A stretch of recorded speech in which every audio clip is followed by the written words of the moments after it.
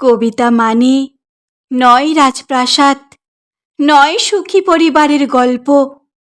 কবিতা মানে তোমার আমার প্রেম ও বিরহের গল্প। কবিতা মানে শব্দ, শুধুই কিছু শব্দ যা সহজেই হৃদয়কে নাড়া দেয়।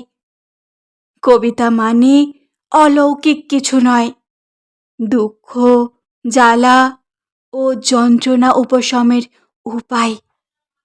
কবিতা মানে নয় নীতিকথা, নয় বাস্তব জীবনের হুবহু চিত্র।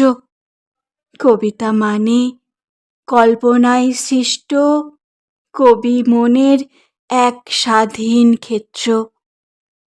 কবিতা মানে অর্থবহ কিছু শব্দ, আনন্দ, দুঃখ ও উচ্ছ্বাস প্রকাশের উপায়।